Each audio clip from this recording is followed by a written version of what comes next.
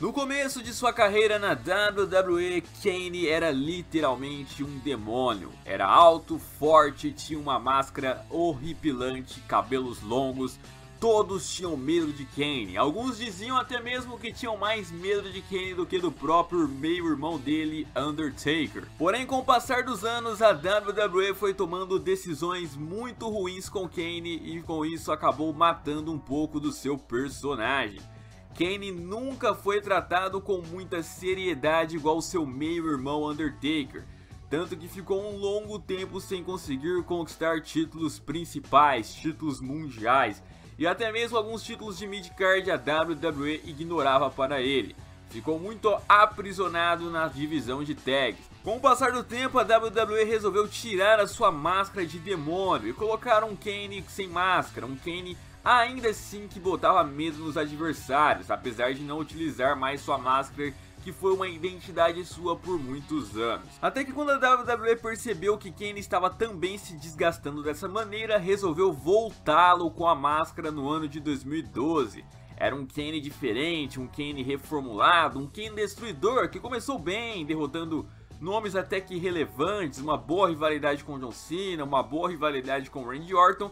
Mas aí então a empresa teve a brilhante ideia, entre aspas, de fazer Kane virar um demôniozinho do bem.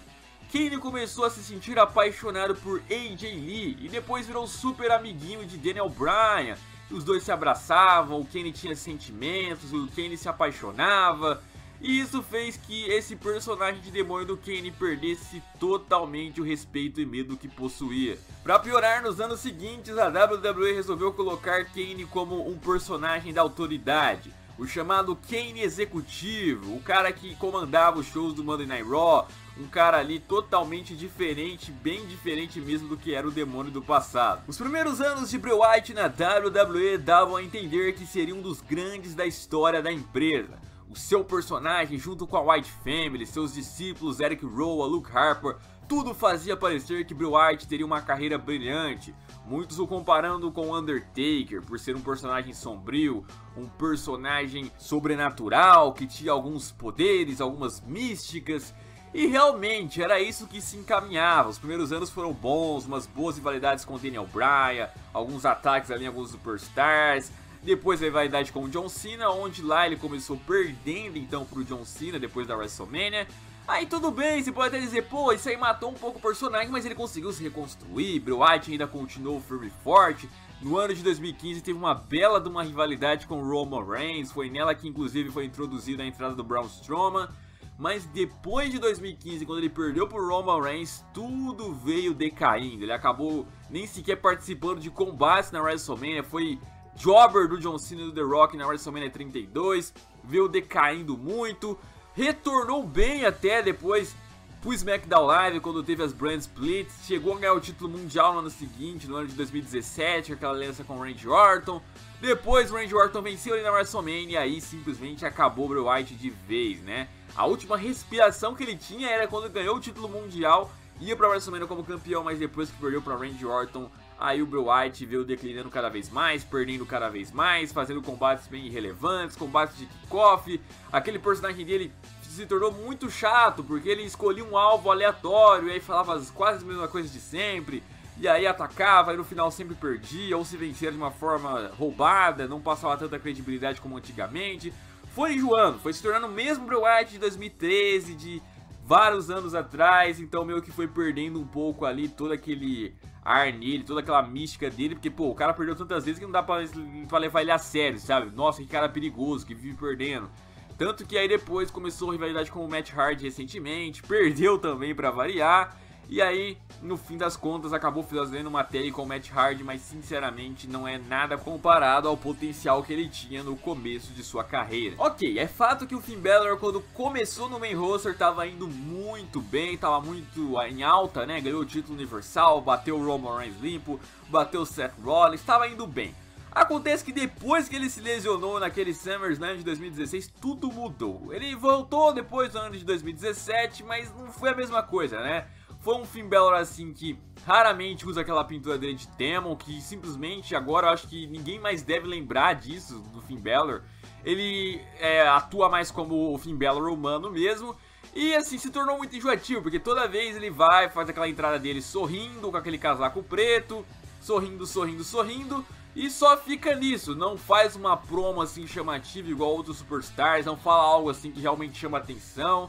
Simplesmente é um cara genérico, muito com esse personagem dele humano. Não sei se ele atuando mais como Demon King iria mudar alguma coisa, mas o fato é que o Finn Balor como humano é basicamente isso. Faz aquela entrada com todo mundo levantando os braços, fica dando risada por tudo. Tipo, o cara xinga ele e fica dando risada, fica sorrindo.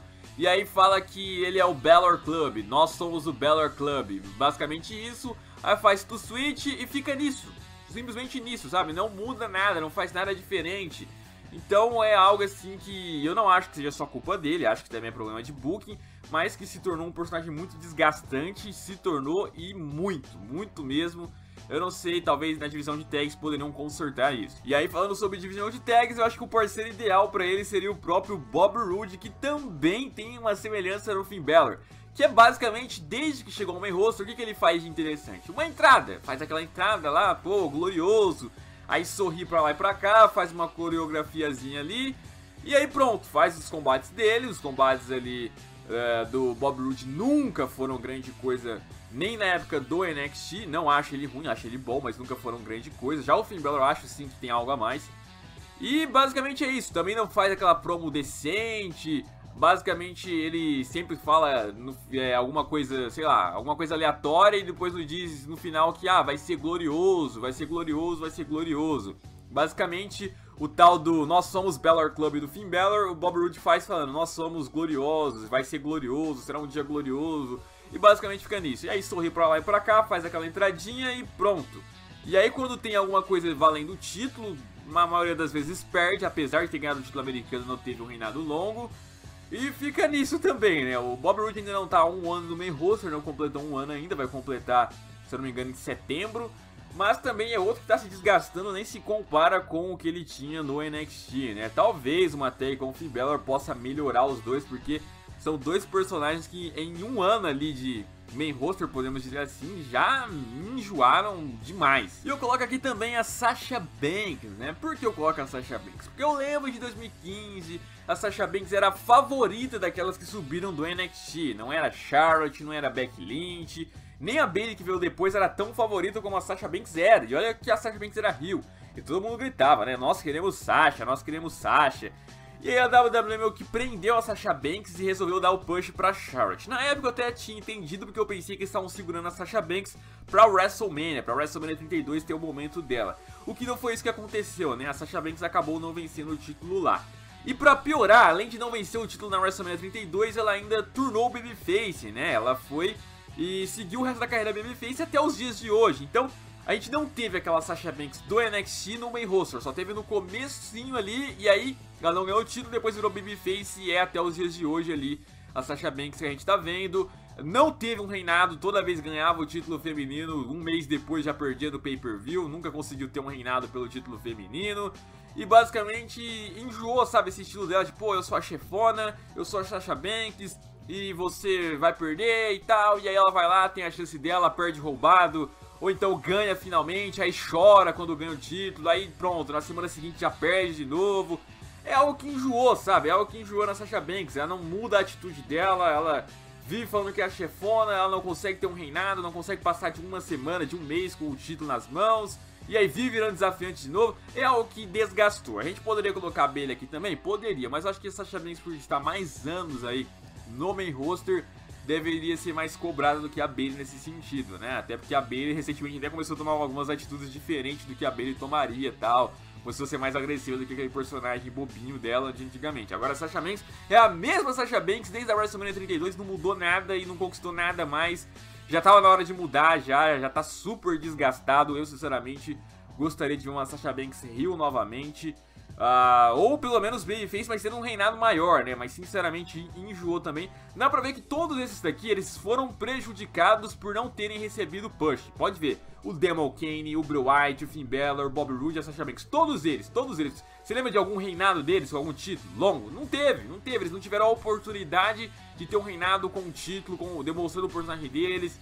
Toda vez foram algum momento ali enterrados ou desistidos ou algo assim, infelizmente acabaram sendo prejudicados muito por conta de booking. Mas, enfim, se foi por conta de booking ou não, o personagem desses 5 aqui, eu acho que desgastou. Você pode discordar e comentar aí nos comentários. E foi esse o vídeo de hoje, eu espero que vocês tenham gostado. Não se esqueça de me seguir nas redes sociais, de se inscrever no canal e deixar o like. Um abraço, até a próxima e fui!